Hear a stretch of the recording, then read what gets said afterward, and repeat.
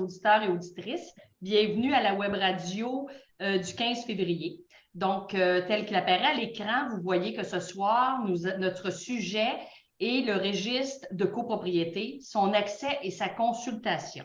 Donc, on pense toujours que c'est simple de savoir qu'est-ce que c'est le registre, etc. Mais en fait, c'est beaucoup plus complexe que ça. Donc, ce soir, pour m'accompagner à la web radio, j'ai le plaisir d'être accompagnée d'une de mes collègues gestionnaires, Marie-Claire. Alors, bienvenue, Marie-Claire. Bonsoir, Valérie.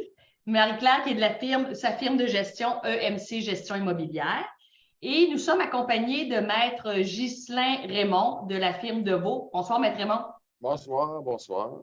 Donc, merci à vous deux d'être avec moi et Gabriel ce soir. C'est un sujet qui est très intéressant et comme je l'ai dit d'entrée de jeu, on pense toujours que c'est très simple, mais ce n'est pas toujours le cas. Donc, je tiens aussi à préciser que la commandite pour la séance de ce soir, c'est AG Connect, qui est un logiciel pour une plateforme plutôt qui permet de tenir des assemblées virtuelles pour tout le type de toutes les grandeurs de copropriété et qui est très intéressant dans le marché maintenant depuis les assemblées virtuelles qui sont permises. Donc, merci à AG Connect. Donc, ce soir, on y va dans l'entrée de jeu et mais la première question, je vais la diriger vers Maître Raymond pour qu'il nous explique exactement ce que doit contenir le fameux registre de la copropriété. Et après ça, on a plusieurs questions qui vont nous venir en tête à la suite des discussions et on va pouvoir échanger à partir de ce sujet. Donc, Maître Raymond, je vous laisse. Gabriel, si tu peux nous présenter la fiche pratique sur le contenu du registre, je pense qu'on va pouvoir partager ça avec nos auditeurs. Donc, Maître Raymond, voici, je vous laisse la parole. Ça serait pertinent, effectivement, parce que c'est à partir de cette fiche pratique-là qui est très, très, très pratico-pratique et utile quant au contenu. Si tu pouvais scroller down un petit peu, Gabriel, et voilà, on a toute une liste non exhaustive, mais quand même sérieusement étudiée pour mettre dans le registre. Qu'est-ce que c'est le registre? En réalité, c'est un peu comme le disque dur d'une copropriété. C'est la mémoire de l'immeuble. C'est toute l'information pertinente relative à l'immeuble qui va s'y retrouver. Bien, quand je dis toute l'information, on s'entend, il y a des petites nuances qu'on abordera au fur et à mesure de nos discussions ce soir, là, mais pour les fins de compréhension générale, essentiellement, l'exemple, comme je dis, qu'on peut donner, c'est qu'il s'agit du disque dur de la copropriété. Alors, qu'est-ce qu'on retrouve? On va retrouver les contrats avec les fournisseurs, exemple, contrat de déneigement, contrat de travail, de réfection des fenêtres, toitures, etc. On va trouver les plans de l'immeuble, on va trouver les bilans, les états financiers, on va retrouver évidemment la déclaration de copropriété, tous les documents juridiques relatifs à la copropriété là, qui la constituent. Donc, il peut y avoir, si on a des modifications à la déclaration de copropriété qui ont été adoptées par la suite, on va également les retrouver dans le registre parce qu'elles ne seront pas nécessairement intégrées dans la déclaration de copropriété initialement déposée ou qui avait été faite à l'origine.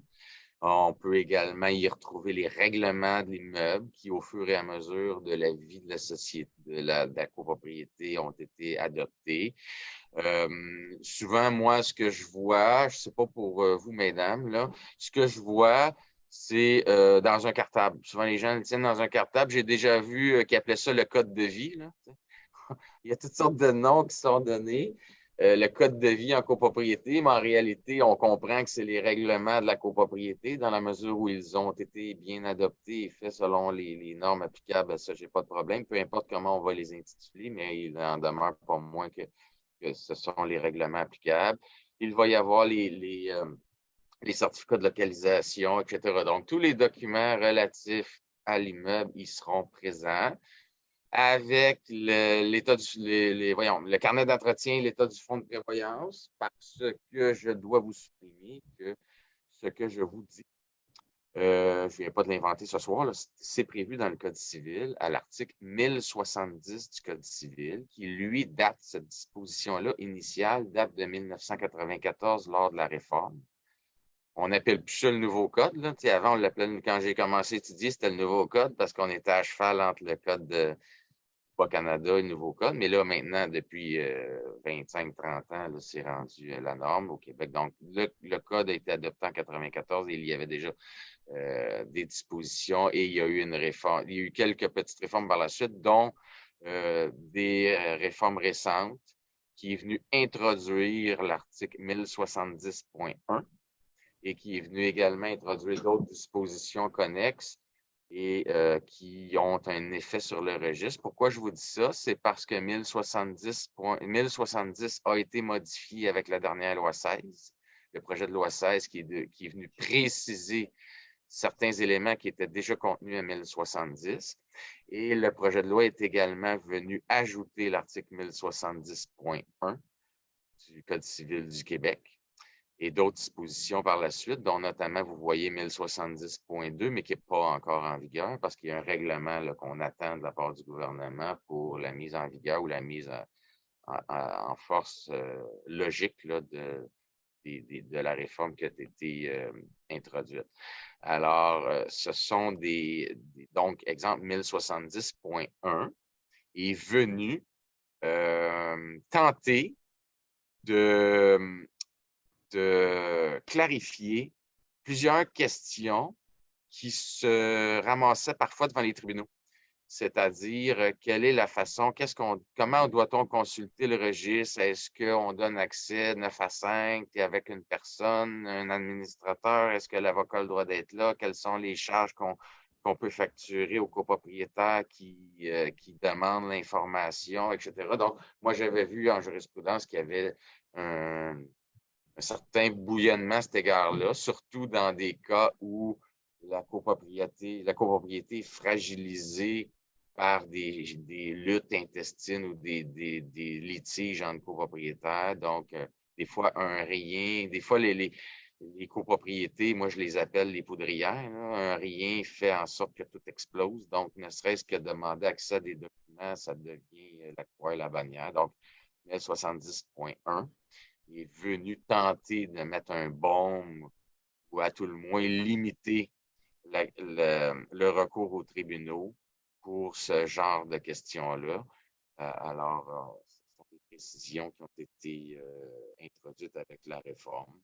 Alors, si tu pouvais, s'il te plaît, Gabrielle, revenir à la fiche pratique. Oui, tu avais une Oui, intervention. non, je voulais dire, en fait, on va y revenir tantôt parce qu'il y a plusieurs choses dans le registre qu'on voit sur la liste qui, ma foi, ont peut-être des délais tu sais, je veux dire, combien de temps, on va y revenir tantôt. On a une belle fiche pratique qui a été faite par Maître Lecouf, mais est-ce que les contrats, on garde tous les contrats qui ont eu lieu avec le syndicat durant sa durée de vie depuis qu'il est né, des choses comme ça? Il y a des choses importantes, mais qu'est-ce qu'on fait? Ma question, elle est, qu'est-ce qu'on fait s'il manque des documents du registre? Par exemple, les plans. Vous savez qu'il y a certains syndicats qui n'ont aucun plan.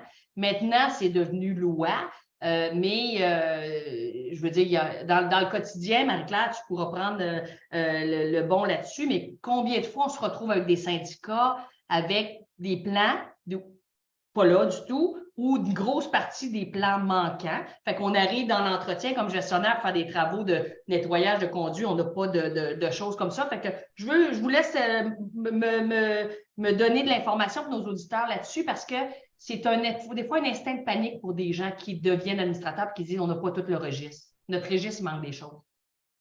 Si je peux me permettre rapidement, Marie-Claire, avant ton intervention, ben, Oui, les plans, oui, c'est bien sûr sûr. qu'on ne peut pas en inventer, là. On ne peut pas créer des plans qu'on n'a pas. Heureusement, le législateur est intervenu pour mettre les plans tels que bâtis. Ça, c'est rare. Puis, Marie-Claire est ingénieure. Tu sais qu'est-ce que ça implique, là, la question des plans tels que bâtis. Maintenant, on a ça. On avait rarement ça avant. Pour répondre plus précisément à ta question, Valérie, moi, la seule façon qu'on essaie de reconstituer, et puis c'est bien imparfait, mais au moins on part avec quelque chose, c'est au moins les plans émis pour permis. À la ville, on peut aller chercher le plan qui a été émis pour construction, pour l'obtention du permis, mais là, ça ne veut pas dire qu'il n'y a pas eu d'avenant de modification par la suite, puis que ça ne garantit pas que l'immeuble est exactement conforme à ce qui initialement avait été soumis à la ville, mais au moins, on part de quelque chose. Peut-être que tu peux renchérir, Marie-Claire, ou complètement me gifler si je viens de dire une atroce. En fait, oui, la reconstitution du registre, je pense que c'est quelque chose que les syndicats doivent réfléchir de plus en plus, surtout avec les lois qui sont en place. Cependant aussi, il faut considérer qu'il y a des coûts qui sont liés à ça. Et c'est toujours la question, quelle est la valeur de ce document versus le coût qu'on est prêt à payer pour aller récupérer ces documents. Là, on dit qu'aujourd'hui, la loi dit que l'ingénieur qui a fait les plans a l'obligation de vous les remettre, sauf que ça a un coût pour qu'il aille aussi les retrouver dans les archives, etc. Je suis d'accord, mais si le syndicat n'est pas le client, on fait quoi? Est-ce que la loi, c'est peut-être là, Gislain, tu vas m'aider, est-ce que la loi ne dit pas que même si le syndicat n'est pas le client, que pour les plans, on a quand même, avec les nouveaux changements, qu'on peut avoir accès à ces plans? Évidemment, il y a toujours des coûts pour ça. Ce n'est pas juste un coup de téléphone, envoie-les-moi, parce que les ingénieurs aussi, les architectes et tout, ils ont des systèmes d'archivage. Si ces archives existent et tout, peut-être ils peuvent les retrouver, mais tout ça, ça a un coût. Est-ce que le syndicat a les moyens, c'est tous les moyens d'aller chercher ces informations, de payer pour? Et puis, à la fin de la journée aussi, il faut se poser la question, qu'est-ce que ça donne comme information? Et les plans, certains plans sont critiques, on n'a pas le choix parce que si ça n'existe pas, anyway, pour faire certains travaux, les ingénieurs, les architectes vont devoir reproduire des plans. Ça, c'est incontournable. Alors, ça aussi, ça a les coûts. Mais il y a peut-être d'autres informations qu'on va se poser la question, est-ce que c'est vraiment nécessaire? Est-ce qu'on peut vivre? Est-ce que le syndicat peut vivre sans ça? Alors, peut-être la réponse en pratique, ce n'est pas la réponse légale. Je laisserai l'avocat se prononcer sur la question légale. Mais il y a toujours la question pratique puis la question des coûts que les syndicats sont toujours pris avec ça. Je suis d'accord, mais quel est le délai, par exemple? Je relance la balle. Quel est le délai pour le professionnel de conserver l'information dans ses archives avant de pouvoir les détruire? Moi, au barreau, on a une obligation, mais on n'est pas obligé de garder ça 25 ans, les documents. On peut les détruire après un 7 ans, après un certain nombre d'années. Donc, est-ce que par ailleurs, chez les architectes ou les ingénieurs, ils ont l'obligation de conserver les plans ad vitam aeternam ou c'est détruit par la suite? Ça peut être des questions, des écueils auxquels on peut faire face des fois quand on veut reconstituer un registre imparfait. Je ne sais pas si vous êtes astreint à ces règles-là de délai de conservation d'archives. Bien, moi, je pense que dans un premier temps, les professionnels vont faire plus attention parce qu'avec la nouvelle loi, ce que ça leur dit d'un nouveau bâtiment, c'est que tu as des comptes à rendre. Je ne donne pas de délai, mais en ce sens que, mais on s'est déjà fait répondre à plusieurs fois sur des anciennes firmes en disant, nous, on n'a plus rien de ça. On parle des plus vieux syndicats de copropriété. Fait que là-dessus, c'est assez clair que c'est très difficile d'aller rechercher de quoi de plus vieux. Encore si la firme existe toujours, parce que parfois même la firme n'existe plus. Alors, exact. Bon point, Marie-Claire. Mais ça m'amène une autre question parce qu'on s'entend, Maître Raymond, que le syndicat, malgré qu'il pourrait avoir des coquilles manquantes dans son registre, comme Marie-Claire et vous l'avez dit, ben, le plus possible qu'on a, mais on ne peut pas réinventer des choses qui n'existent plus, dont la référence à la ville, auquel on envoie souvent nos administrateurs rechercher des choses là-bas, est un très bon exemple. Ce n'est pas parfait, mais c'est mieux que de partir avec rien. C'est ça. Là, vous avez parlé du registre, vous avez donné l'exemple d'un cartable. Ces années-ci, on est beaucoup plus dans le virtuel. Donc, c'est aussi valide que n'importe quel registre. Mais ce qui est dur maintenant, c'est un peu dur de dire qui conserve. Tu sais, le registre, il a l'air de quoi? Il est un peu dans des courriels des administrateurs parce que là, on est deux gestionnaires, mais il y a beaucoup de syndicats qui nous écoutent ce soir qui n'ont pas de gestionnaire, qui sont de plus petits syndicats. et qui ont à peine aussi à garder le registre des années précédentes. Donc, Maître Raymond, la question est pour vous. Un administrateur qui n'aurait pas conservé la bonne information, peut-il être réprimandé, voire poursuivi pour une faute quelconque par rapport à la tenue du registre, par rapport à la disparition d'un certain morceau du registre? Parce qu'il y a des chicanes, des fois, là. Oui, bien, ça dépend. Ça dépend.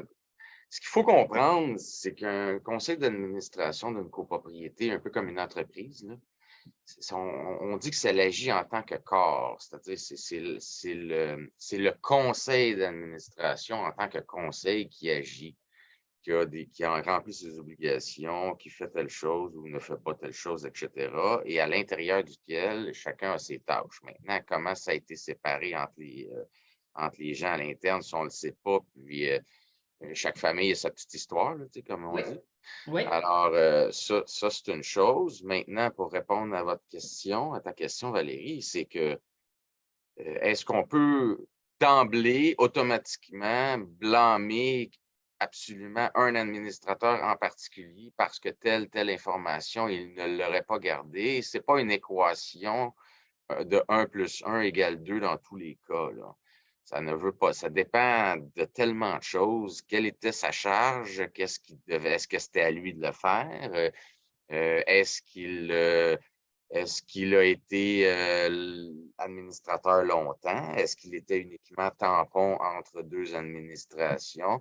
Alors, il n'y a pas de... Je ne veux pas jouer aux apprentis sorciers ce soir en disant voici la bonne réponse. Là. Il y en a plusieurs bonnes réponses. Il n'y a pas de lien automatique à faire.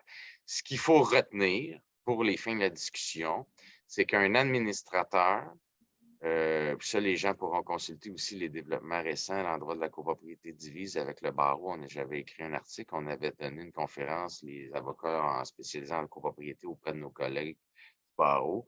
Puis il y a un article très intéressant d'ailleurs qui a été rédigé à l'effet que. Puis je dis pas ça parce que c'est moi. C'est ça, j'allais dire, c'est vous, parce que c'est votre article. mais sur la responsabilité personnelle des administrateurs, il faut être capable de déterminer une faute caractérisée d'un administrateur, une faute quasi lourde qu'il appelle. Là. Oui. Okay. Volontaire un peu. Là. Ben, pas nécessaire. Ça n'a pas besoin d'être volontaire, mais il faut que ce soit une faute assez grosse qui peut impliquer sa responsabilité personnelle. Donc, est-ce que le simple fait de ne pas avoir vu à conserver, exemple, une copie de la police d'assurance de l'immeuble entre 2017 et 2018, c'est une faute grave, c'est ça. Pas sûr qu'on est là-dedans. Là. Quelle est la nature névralgique ou l'effet névralgique du document perdu ou pas conservé? Est-ce qu'il y a une bonne raison pour laquelle il n'a pas été conservé? Est-ce que l'ordinateur a brûlé? Est-ce que, tu sais... Oui, il y a eu des travaux, toutes les places sont scrappées et on ne peut pas les avoir conservées. Il y en a des possibilités. Là. Donc, c'est pour ça que je dis qu'il n'y a pas d'adéquation automatique. Là. On n'a pas l'information, donc c'est toi qui étais là, donc c'est toi qui es responsable. Puis de toute façon, il faut également se poser la question, quel est le dommage? A-t-on vraiment, puis je rejoins Marie-Claire là-dessus lorsqu'on parlait des plans tantôt, là, est-ce que c'est nécessairement un document qu'on a besoin pour la survie de la copropriété? Là? Parce que je ne suis pas certain que la police d'assurance de 2017 à 2018, si on l'a pu, je ne pense pas que ça cause un gros problème. Si l'immeuble est présentement assuré, il n'y a pas... Et dans la plupart des cas, c'est sûr que ces assurances-là, on ne les a pas et tout. Exactement, quel est le document qui contribue à la survie de la copropriété? C'est ça la question qui se pose. Alors, on revient parce que ce qui nous manque souvent et qui sont souvent utiles, c'est encore les plans. On en parle souvent parce que les contrats, les registres des copropriétaires, ça change. Le contrat de lavage de vitres de 2013, oui, c'est ça. Exactement. Mais encore une fois, on revient aux documents qui sont essentiels parce que c'est ça souvent qui manque. Et en pratique, c'est même pas la faute des administrateurs pourquoi ces documents-là n'existent pas dans la copropriété. C'est parce qu'ils ne les ont pas reçus dès le jour 1. Le jour 1. Donc, quand on arrive dans les documents essentiels, souvent, on va trouver que c'est vraiment pas la faute des administrateurs, même si les administrateurs n'avaient pas un système de gestion, etc. Et étrangement, quand les plans existent, on les reçoit, même si on est le système gestionnaire de la copropriété, mais quand on les a pas reçus dès le jour 1, ça ne on les inventera pas. C'est certain que si on n'a pas conservé le rapport d'état d'immeuble et l'état du fonds de prévoyance, là, j'ai un problème. Oui. Parce que c'est un élément névralgique. 1, 2, ça coûte une fortune, là, on va te le dire. C'est pas ce document-là. Mais ces documents-là, encore une fois, dans la pratique, vont être les documents qui ne vont pas vraiment disparaître parce que ils sont aussi utilisés au quotidien. C'est le plan de gestion d'actifs, le carnet d'entretien. Ça, c'est les documents que ce soit les copropriétés qui sont en autogestion, que ce soit les copropriétés qui sont gérées, c'est les documents qui sont utilisés au quotidien. Alors, les documents qui sont plutôt utilisés au quotidien, ils existent. Ils ont été envoyés à quelqu'un dans un courrier. Les photocopies existent. Alors, eux, ils vont avoir tendance à moins disparaître de la circulation que les documents qu'on n'a vraiment pas besoin de consulter sur une base assez régulière. Alors, moi, dans ma pratique, je n'ai pas encore vu où on a déjà fait une étude de fonds de prévoyance, puis il a disparu, personne ne sait plus où se trouve le rapport. En tout cas, Valérie, tu peux me dire, mais dans mon expérience, je n'ai pas encore vu ça. Au début, Marie-Claire, il ne disparaissait pas, mais il était tabletté, on va le dire comme ça. Il y a 4-5 ans, mais là, ça commence à être tout le temps sur le document avec une petite flamme dessus. Exactement. Mais maintenant aussi, il faut dire qu'avec l'informatique, la plupart de ces documents-là, dès qu'ils sont produits, ils existent quelque part en informatique. On s'attend qu'un carnet d'entretien, une étude de fonds de version informatique, ça a été peut-être produit il y a 15 ans et ça ne vaut plus rien. Non, c'est ça, exactement. C'est justement, tu sais, je veux dire, il y a quand même, on conserve le plus de documents possible. On va le voir. Je ne veux pas qu'on vienne tout de suite avec la liste de Richard Lecouf, mais elle est quand même bien. Mais ça m'amène, je vous ramène à une question. En fait, le registre de la copropriété, il y a une règle. Donc, il y a une règle de consultation. Il y a une règle de à qui peut venir voir le registre, etc., etc. Mais là, avec l'arrivée de l'informatique qui a pris une place très, très, très, très importante dans les communications et dans la tenue de ce registre-là, dans un premier temps, je vais poser la question à Marie-Claire, puis après, je vais entendre Maître Raymond là-dessus. Mais je pense, Marie-Claire, tu avais soumis l'importance de préciser qu'il y a des choses qu'on ne veut pas retrouver qui ne font pas partie du registre, qui sont des documents de gestion. Ça, c'est une chose. Et l'autre chose, le portail qui est disponible pour certains copropriétaires, ce n'est pas nécessairement une copie du registre non plus. Fait que là, j'aimerais ça, Marie-Claude, je commence par toi, puis après ça, j'arrive avec Maître Raymond. Donc, je pense que Maître Raymond aussi va préciser un peu qu'est-ce qui ne fait pas partie du registre, mais je pense qu'il y a des choses, Valérie, qu'on peut s'attendre que c'est des documents de travail, si je peux m'exprimer comme ça, ou de gestion. Alors, j'explique, un bon de travail, c'est un document, on en a besoin pour le travail, on a besoin pour savoir qu'est-ce que le technicien a fait. Ce n'est pas un document qui fait partie du registre. Donc, même si la gestion, que ce soit la gestion d'une firme ou la gestion interne, va conserver ces documents pour les fins de travail quotidien de gestion des opérations, ce n'est pas un document qui est disponible sous un format électronique, papier aux copropriétaires. La même chose, je pense, les factures, les numéros de téléphone des copropriétaires, des locataires, on les a tous, mais les personnes qui appellent pour dire qu'ils veulent avoir les numéros de téléphone de son voisin ou les courriers pour lui dire s'il peut emprunter le stationnement à samedi soir, ce n'est pas possible. Ces informations, on les a, les administrateurs qui font l'autogestion les ont, les firmes de gestion les ont, mais ce n'est pas l'information qui va faire partie du registre. Clairement. Donc, il faut déjà faire la distinction des choses, même si ce n'est pas disponible ni sur un site web, mais même si vous venez au bureau, c'est l'information à laquelle que vous n'aurez pas accès comme copropriétaire. Donc, ceci étant dit, aussi, je suis d'avis que les sites web, ce n'est pas le registre. Le site web, la plupart des copropriétés maintenant ont des sites web. C'est déjà, que ce soit sous forme de plateforme, sous forme ou même de Google Drive, etc. Exactement. Il y a toutes sortes de formats, de formats pour avoir accès à l'information électronique. Les sites web, c'est une bonne pratique. Des gens commencent par dire ça. Moi, j'encourage toutes les copropriétés d'avoir cet accès électronique. C'est une bonne pratique de gestion, c'est une bonne pratique de communication. Ça facilite la vie à tout le monde d'avoir accès à des informations qui sont assez accessibles facilement, sans avoir à téléphoner à un bureau. Pouvez-vous m'envoyer le certificat d'assurance, etc. On peut mettre toute une forme d'information, on met les procès-verbaux, les propriétaires qui peuvent aller consulter quand ils ont besoin, des guides d'utilisation, des règlements, on met toutes sortes de choses d'informations. C'est vraiment des très bons outils. Alors, si une copropriété n'en a pas, même pour les petits copropriétés, il y a toujours des solutions qui sont vraiment quasiment, ils ne coûtent rien. Hein. En fait, mais qui doivent aussi quand même être sécurisées d'une certaine façon.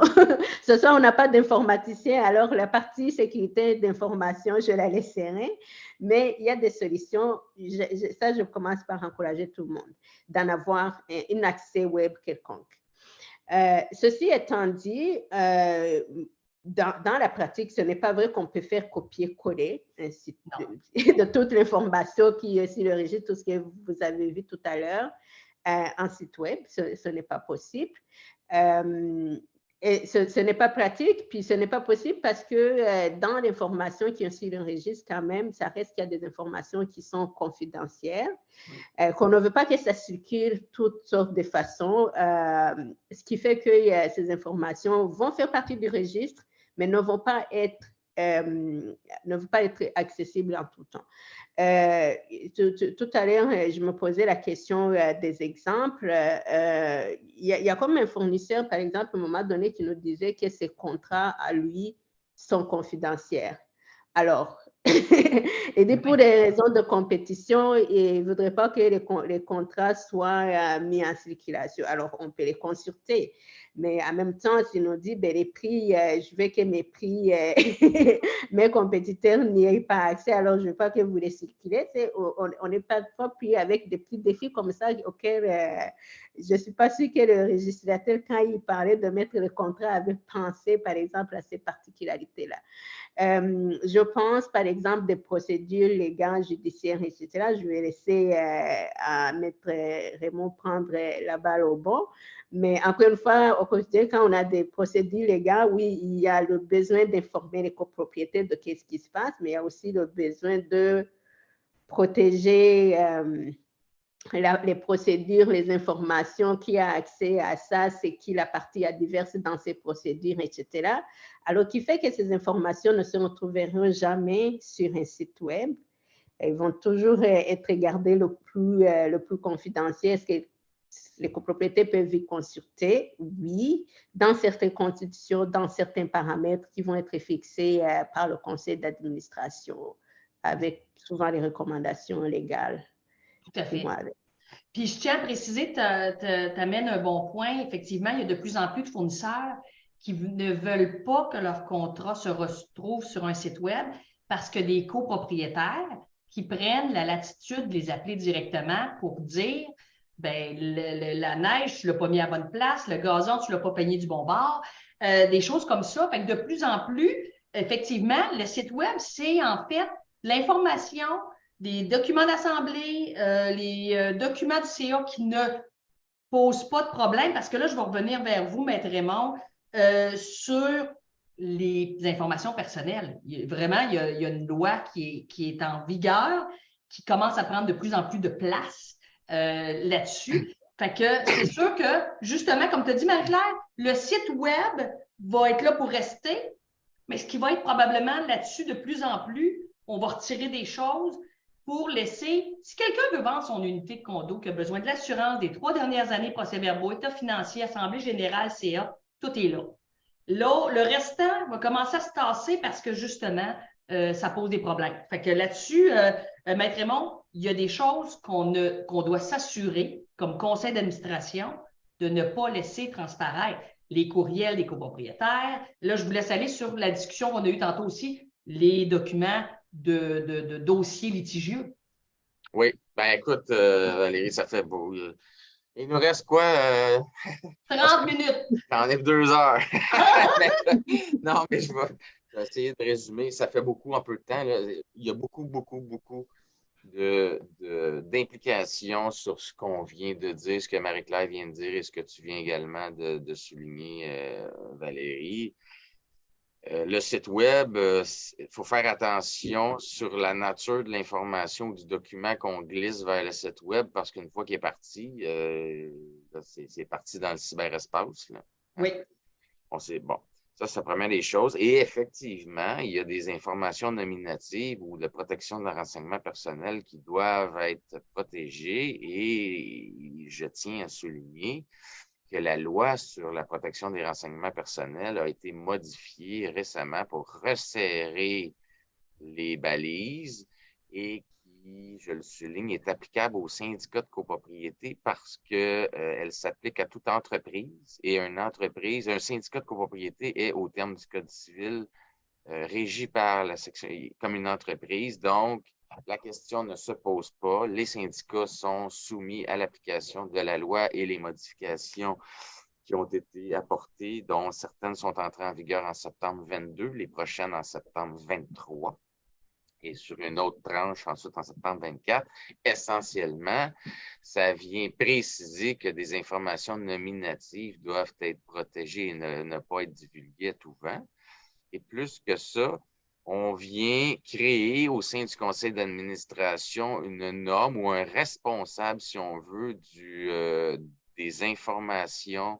Il doit y avoir quelqu'un de responsable, une personne précise qui est responsable de la tenue de l'information confidentielle, exemple les adresses, numéros de téléphone, etc. Et c'est cette personne-là seule qui détient l'information. Et le cas échéant doit délivrer sur demande, là, si c'est permis, mais elle devra demander conseil avant. Évidemment, on ne divulgue pas un document sans non plus le caviarder avant. Donc, avant de basculer un document, que ce soit dans l'espace web ou que ce soit par courriel, on va s'assurer que le document qu'on envoie respecte les normes. Ce que la loi également, les modifications sont venues dire, s'ils appellent ça les envois accidentels. Si, exemple, il y a une fuite accidentelle de l'information, ben, il y a une procédure qui est mise en place par la loi. On suit les directives qui sont émises par la loi pour corriger le tir et voir à ce que la situation ne se représente pas. D'ailleurs, je vais inviter également les gens à référer à la fiche sur condo légal qui a été écrite par M. Gelker à cet égard-là, qui indique les grandes lignes des modifications portées à la loi, parce que les protections personnelles existaient déjà. C'est connu. Le Code civil du Québec, aux articles 35 et suivants, prévoit déjà, dont notamment l'article 37, qui dit que quand on monte un dossier sur quelqu'un, les informations nominatives, on doit le faire pour des raisons légitimes. C'est pas interdit de demander le numéro de téléphone de la personne, son courriel ou une personne à joindre en cas d'urgence. Je veux dire, ça, c'est pas en copropriété. Je veux dire, il n'y a rien d'illégal là-dedans.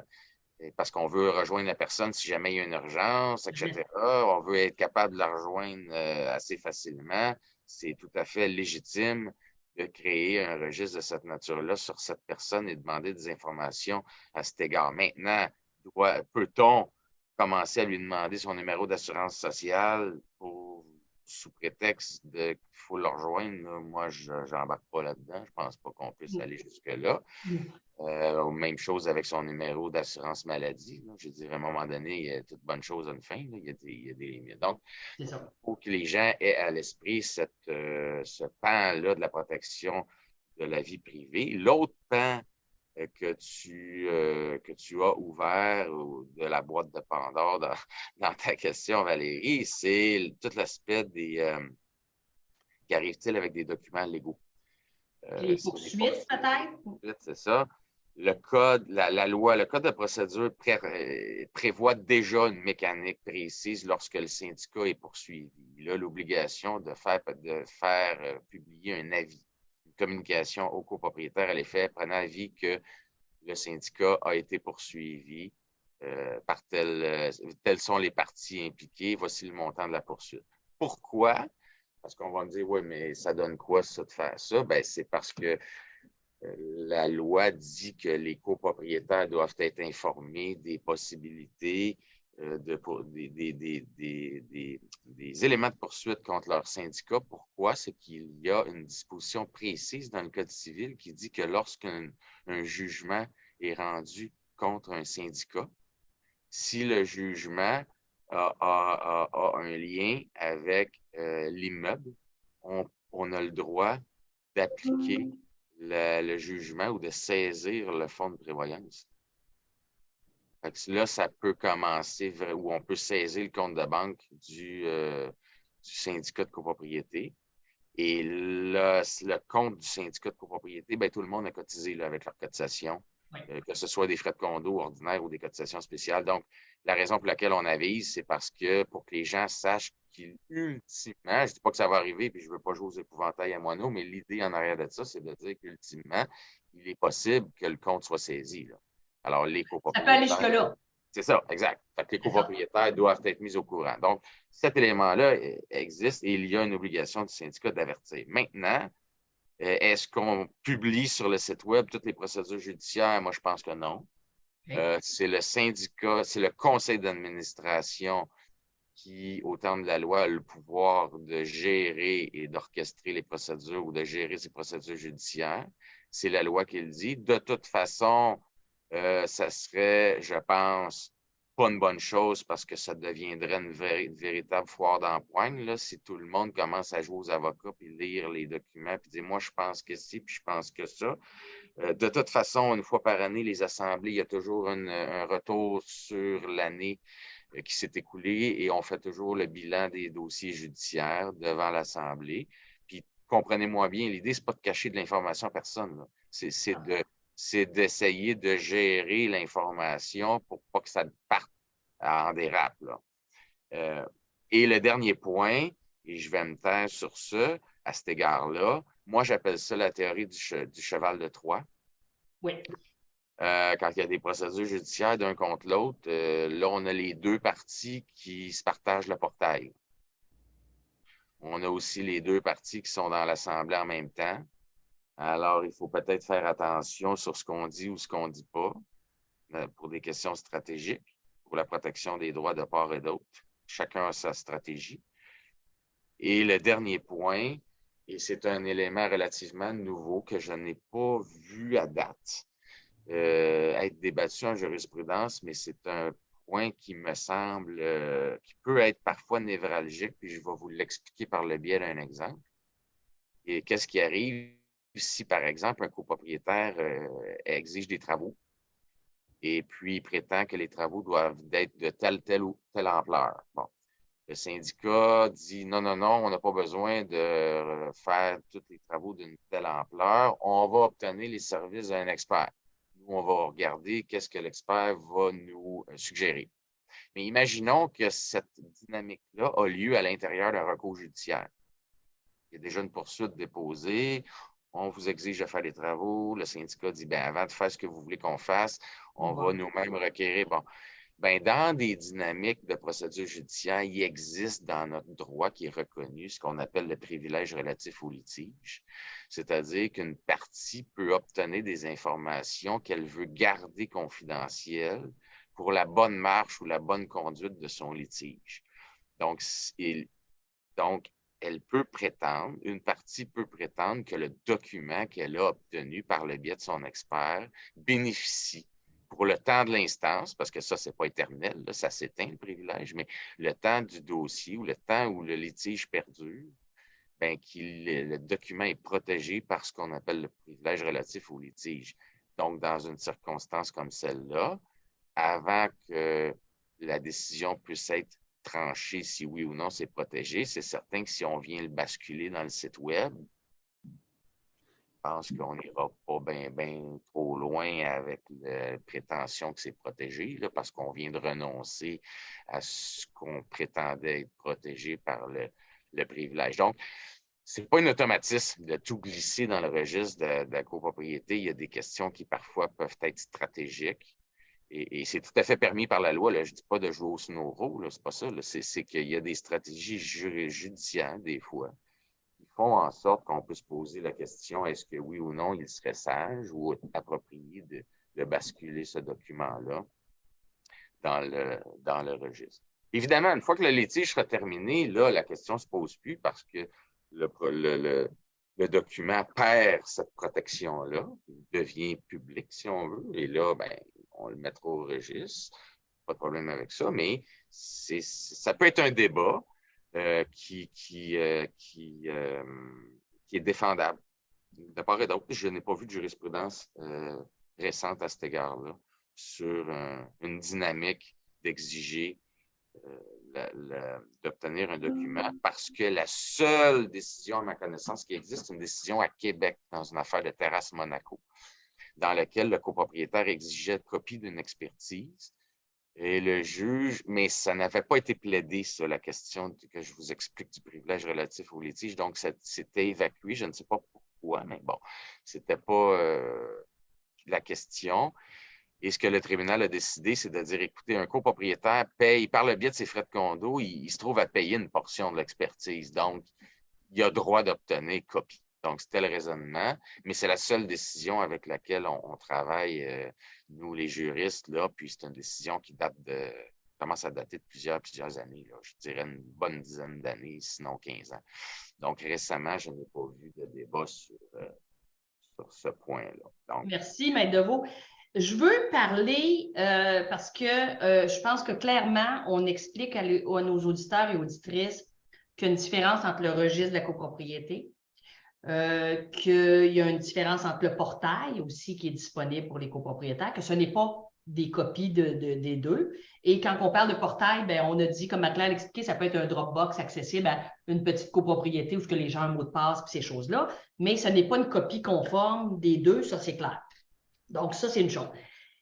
Par contre, il y a toujours la possibilité pour un copropriétaire de consulter le registre. À ce moment-là, Marie-Claire t'en a parlé tantôt, bon, les adresses, les courriels, les téléphones des copropriétaires, là-dessus, ce n'est pas non plus à rendre disponible malgré à la consultation d'un copropriétaire qui viendrait.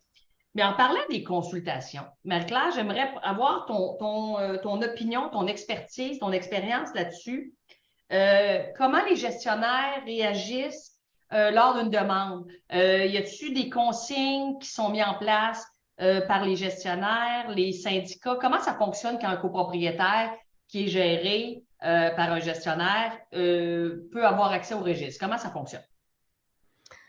Bon, alors en pratique, c'est que les documents qui ne sont pas accessibles par le site web, le copropriétaire, dans le cas d'une firme de gestion comme nous, les copropriétaires peuvent les consulter à notre bureau. Et évidemment, nous, on a une politique, puis je pense que la plupart des firmes l'ont. Et si les syndicats qui sont autogérés n'ont pas ça, ils devraient, je pense, y penser parce que ça évite de répondre à la question à la carte. Alors, pour nous, le processus est simple. Souvent, les demandes qu'on reçoit, c'est de consulter quand même les choses précises. On ne reçoit pas une demande de consulter le registre. Ça, c'est très large comme information. On reçoit une demande de consulter interrapports, interprocédures, de tels documents qui sont une partie du registre et pas tout le registre. Alors, évidemment, le titulaire du registre, c'est le conseil d'administration. La première chose, c'est d'aviser le conseil d'administration qu'on a une requête de consultation, qui vont approuver la requête de consultation et prendre rendez-vous tout simplement avec la personne et d'informer les frais et tout, parce qu'il y a toujours les frais, évidemment, C'est des choses qui prennent du temps, fixer un rendez-vous, etc. C'est comme ça que ça se passe en pratique. Et dans les copropriétés qui sont autogérées, je pense que ça devrait être un peu le même principe, c'est qu'on contacte le conseil d'administration, ils vont se consulter, fixer un rendez-vous, etc. Et dans certaines situations, surtout aussi, dépendamment de c'est quoi les dossiers, c'est quoi l'avocat qui est sur le dossier, ils vont dire, ben, vous avez le droit, par exemple, de consulter les documents, mais vous ne pouvez pas en faire des copies. C'est la raison pourquoi on ne vous les envoie même pas par courrier. Donc, vous venez, vous consultez devant un gestionnaire ou un adjoint de bureau, vous faites la lecture de qu'est-ce que vous avez à faire et vous repartez. Et peut-être je vais faire aussi une sous-question. Souvent, on va se poser les questions, on consulte les documents. Pouvez-vous m'expliquer qu'est-ce que ça veut dire? Peut-être encore Maître Raymond va nous faire la distinction. Nous, dans notre interprétation de ce qu'on comprend par le passé qu'on s'est fait dire, c'est que le syndicat a l'obligation de permettre la consultation, mais pas l'interprétation et pas les faits. Alors souvent, les gens sont assis devant toi et disent, mais qu'est-ce qui est écrit ici? Qu'est-ce que ça veut dire? On ne peut pas répondre à ces questions-là. C'est pas une formation. C'est ça. Les films de gestion, habituellement, en tout cas, ils ont des politiques de consultation du registre. Moi, j'encourage les copropriétés qui sont autogérées d'avoir un genre de politique pareil. C'est quelque chose qu'on écrit, on est d'accord. Quand on a une demande, comment ça doit fonctionner, ou à quelle place est-ce qu'on se rencontre dans le lobby de l'immeuble, où est-ce qu'on se rencontre, etc., physiquement, parce que la question se pose. et voilà. C'est comme ça que ça fonctionne. Je suis d'accord avec toi, Marie-Claire. Il faut que ce soit clairement défini dès le départ. Évidemment, et comme j'avais indiqué en tout début de discussion, on a la chance qu'on a eu l'intervention du législateur pour venir nous dire un petit peu comment orchestrer à 1070.1, l'article que je vous disais qu'on a voulu limiter les débats devant les tribunaux sur la façon dont on a accès au registre. Donc, à 1070.1 du Code civil, on a une petite recette. Peut-être, Gabriel, si tu pouvais nous remettre 1070.1 du Code civil dans le...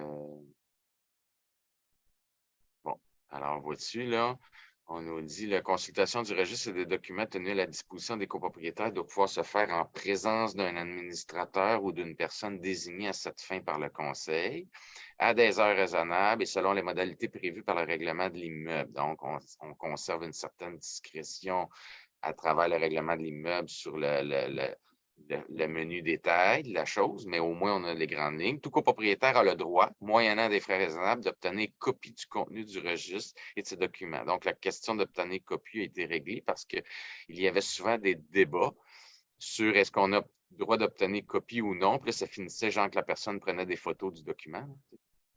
Alors, pour contourner le débat. Alors là, le législateur est intervenu. Et ensuite, un règlement du gouvernement peut prévoir d'autres conditions, modalités ou limitations relatives à la consultation du registre, etc. Bien là, ça, j'ai hâte de lire le règlement du gouvernement qu'on attend tous, là.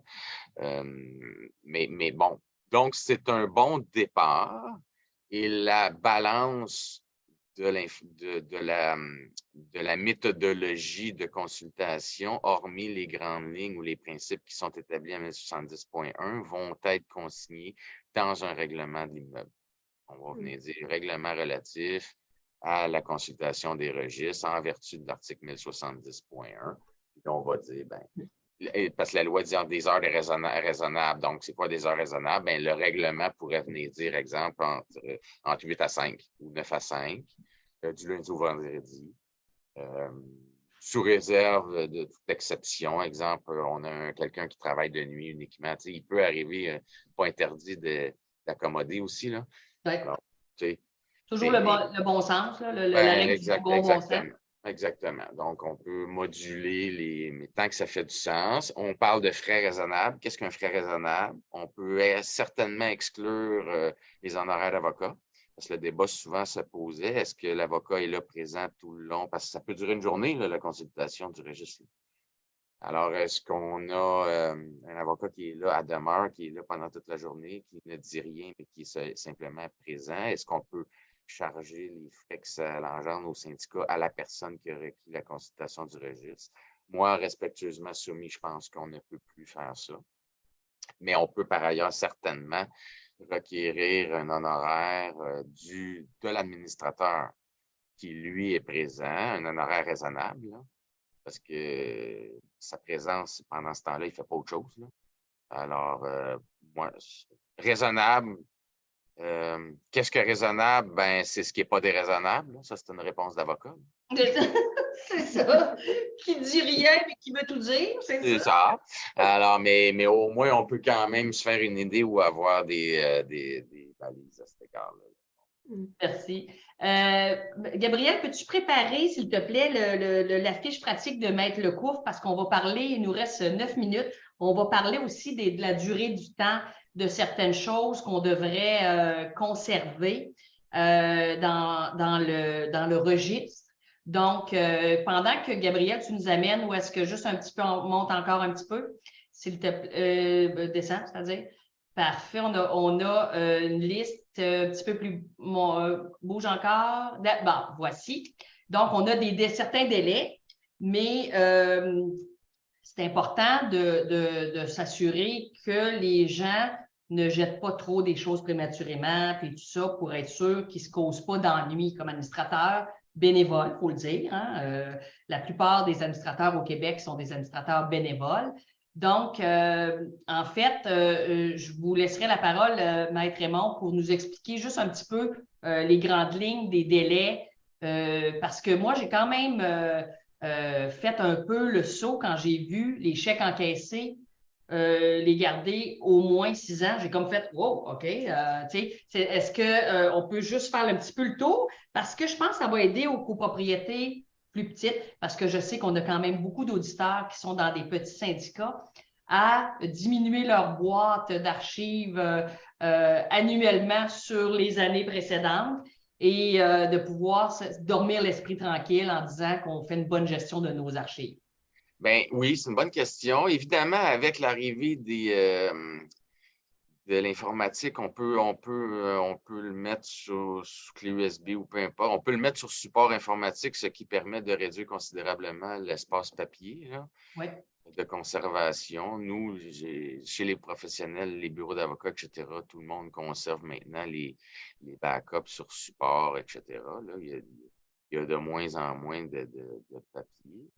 Ce qu'il faut retenir, c'est que le Code civil, à cet égard-là, ne prévoit pas d'article précis disant voici, les registres de la copropriété doivent être conservés 6 ans. Pour tel élément, ça doit être. Il n'y a pas de délai dans le Code civil du Québec.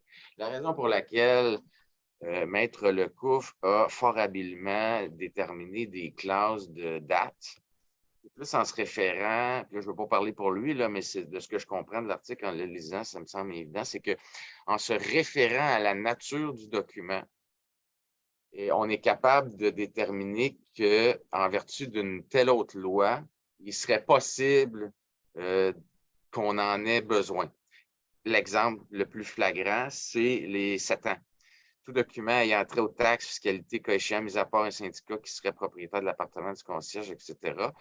Parce que quand on parle de fiscalité, les lois fiscales permettent aux autorités de revenir pour une période de 7 ans à l'arrière. Donc, c'est pertinent de conserver les documents pour une durée de 7 ans. Parce que, comme la nature même du document est susceptible, le cas échéant, d'être source de conflit et ou de discussion, bien, au moins on aura gardé le document. Pourquoi, exemple, conserver les 1 an pour la durée du contrat de déneigement, d'entretien paysager, etc. Ben, c'est parce que les prix fluctuent tellement que c'est pertinent de garder celui de 5 ans. Là, je veux dire, ça ne donne pas d'informations à personne. Là. Donc, mais c'est pas une loi comme telle qui prévoit 1 an, mais ce type de document-là, on peut raisonnablement penser que de par sa nature même, un peu comme celui fiscal tantôt qu'on a vu, de par sa nature même, on peut présumer que raisonnablement, on devrait le conserver pour une période d'1 an. Même chose pour les documents de 3 ans conservés au registre de paie, feuille de temps employé, contrat d'emploi terminé, facture d'Hydro-Québec. C'est parce qu'on a au Québec, dans le Code civil, généralement, pour les causes civiles, on a un délai de prescription de 3 ans pour revenir sur quelqu'un. Ouais, ça, ouais. Donc, et je pense que cet article donne aussi comme des pistes de solutions aux gens. Tu sais, je vois comme une personne qui a posé une question dans le chat qui dit on a, je pense, je regarde la question, un condo de 48 unités, 6 ans, il est très laborieux de numériser les archives. Actuellement, il se trouve chez un copropriétaire. Qu'est-ce qu'on peut faire? Alors, évidemment, si c'est un laborieux de numériser les archives de 6 ans, toutes ces archives de 6 ans n'ont pas tous la même valeur. Pour moi, la recommandation, c'est de commencer par les plus importantes. C'est conserver de façon permanente. Ça, s'il le faut, si vous n'avez pas, il faut mettre les moyens pour les nécessiter, aller au bureau en gros chez un fournisseur, apporter la boîte et numériser du moins ces documents-là qui doivent être conservés permanents. Puis après, aller aux 7 ans, et ainsi de suite. Alors, ça ne va rien servir de commencer à numériser effectivement les contrats de déneigement d'il y a 6 ans, mais pour le besoin pour respecter les lois et pour ce que vous allez avoir besoin dans le futur, ça vaut la peine que les documents qui se sont conservés de façon permanente, d'avoir une version électronique. Ça va avoir un coût pour les numériser, évidemment, mais après, ça va être quelque chose qui est réglé comme problème. Qui est fait pour toujours, Qui est fait pour toujours aussi. Ou des fois, on peut engager un étudiant là, pour le mettre sur la numérisation. Ça encourage les jeunes à travailler, puis ça ne coûte pas une fortune d'un autre côté, puis c'est win-win. Là. Oui. Alors, moi, je ne suis pas contre l'idée. Ce qu'on peut faire, si par ailleurs il y a des informations qui pourraient être le cas échéant, peut-être plus névralgiques quant aux informations, on peut faire. Oui, bien là, on peut faire remplir un engagement de la personne de ne pas divulguer. OK. Ça se fait. Et moi, je veux m'adresser aussi aux syndicats qui sont en démarrage ou qui sont dans les premières années de vie, là. Et tant qu'à être, il faut apprendre des choses du passé et puis partir de la bonne façon. Alors, si vous êtes un nouveau copropriétaire dans la première année, dans la deuxième année, là, donc avoir une certaine structure électronique, c'est très important. Le relevé bancaire, aller cocher le relevé bancaire électronique de façon que vous puissiez avoir. Mais c'est des choses qui font une différence. Un peu plus tard, quand vous allez vous demander qu'est-ce qu'on fait des relevés bancaires de ces dernières années, vous n'avez pas besoin de les numériser si depuis le départ, vous demandez à vos banques de vous les mettre de façon électronique. Alors, c'est des petites choses qui vont faire une différence dans 4, 5 ans, etc., dans des trucs. Puis, c'est ça, abonnez-vous à un accès sur un Drive, OneDrive, Google Drive, il y en existe toutes sortes depuis le départ. Donc, partez bien du bon pied dès le départ pour ne pas vivre les mêmes mots de tête que les syndicats qui ont 20 ans. Exactement, que les plus anciens. C'est ça, exact. Il y a une bonne question de quelqu'un qui, quand je vous dis qu'on a beaucoup de personnes qui nous regardent qui sont de petits syndicats aussi, c'est madame qui a dit on est 3 unités, donc 3 administrateurs. Est-ce que tout notre registre devrait se partager à nous 3? Bien, dans un premier temps, à moins que vous me corrigiez, Marie-Claire et Maître Raymond, mais vous pouvez partager parce qu'ils sont les 3 administrateurs, mais il faut qu'ils s'engagent, il faut qu'une des 3 personnes soit le pilote de la maintenance du registre. Sans quoi, on pense que tout le monde le fait, puis en fait, tout le monde a oublié ce bout-là. Donc, mais de toute façon, Valérie, la loi, comme j'ai dit, la loi sur la protection de renseignement personnel exige qu'une personne est en charge de la question des informations nominatives. Donc, forcément, on va nommer quelqu'un. Donc, si on le nomme pour ça, aussi bien le nommer pour la balance, là, au lieu qu'il s'occupe de ce bout-là, le reste tombe dans les lignes. Là.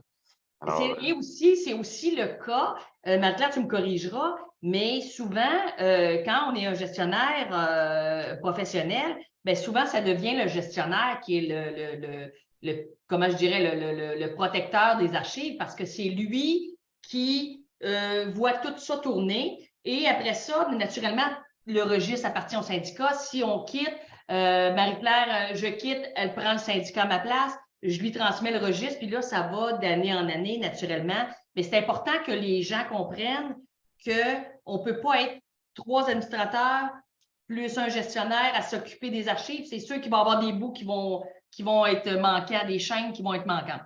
il y en a qui vont passer entre 2 chaises, ça c'est sûr. Absolument. Les films de gestion, je pense quand même que la question de registre, on était sur le dossier bien longtemps avant que ça soit écrit dans la loi, là, puisque c'est notre travail au quotidien. Absolument. À la fin de la journée, on circule les papiers, etc. Alors, les structures, l'archivage, etc. D'ailleurs, ça fait partie dans la plupart des contrats, si vous avez le modèle standard, la première partie de l'obligation de notre contrat, c'est de tenir le registre de la copropriété. Oui. Alors, la plupart des gestionnaires, on est quand même structuré pour tenir les registres de copropriétaires. D'où je vois comme les questions qui circulent, les gens qui disent que quoi faire si on ne peut pas avoir accès au registre parce que quelqu'un refuse, etc. Je ne sais pas, là on va lancer la question à Maître Raymond, mais puisqu'on rentre dans les gens qui ne respectent pas les obligations légales. Toutefois, je pense que c'est assez déterminé que c'est le conseil d'administration qui est responsable du registre. Ils peuvent déléguer ce pouvoir-là via un contrat à un gestionnaire, mais clairement, c'est écrit dans la loi de ma compréhension, Maître Raymond. Maître Raymond, en fait, si un copropriétaire se voit refuser l'accès au registre, il n'a pas le choix de continuer malgré l'envoi d'une mise en demeure. Il n'y a pas le choix de continuer le processus légal. Je veux juste qu'on dépasse. Je vous laisse une courte fenêtre, Maître Raymond. Très rapide. Ben, c'est parce que chaque cas est différent. Est-ce que la demande est bien fondée? Est-ce qu'elle ne l'est pas, etc. Ça peut être... il y a moult arguments qui peuvent, de part et d'autre, être invoqués. Tantôt, je parlais du privilège relatif au litige. Est-ce que le syndicat est justifié de refuser l'accès à tel document versus tel autre? Il n'y a pas de réponse. Il faut toujours faire des retouches à tout habit qu'on achète. Oui. Alors. À un moment donné, les complets c'est impossible qu'il y ait une bonne réponse pour chaque cas. Là. Alors, exact. Il faut étudier chaque cas. Il n'y a pas de réponse magique. Mais c'est un droit quand même. Fait que oui.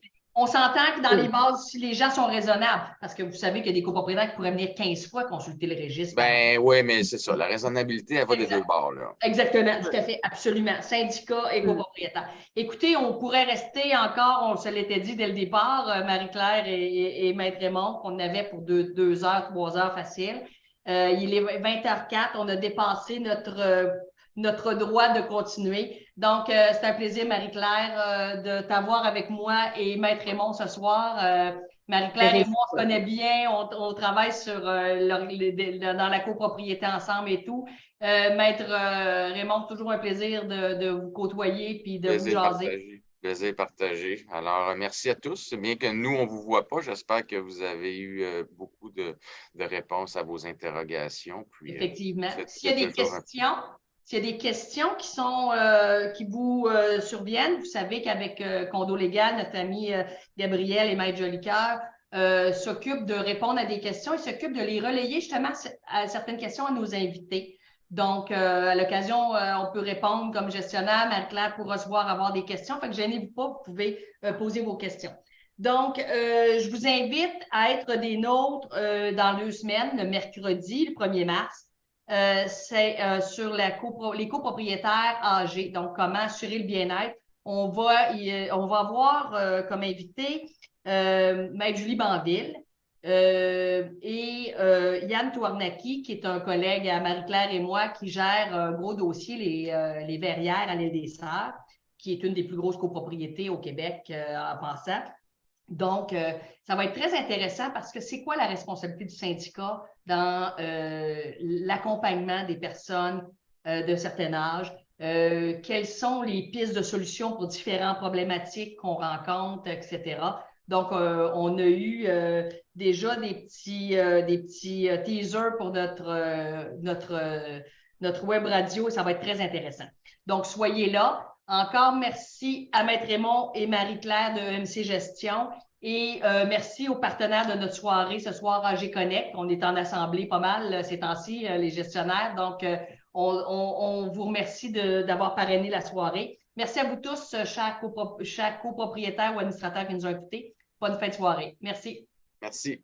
Bonne soirée. Merci. Plaisir.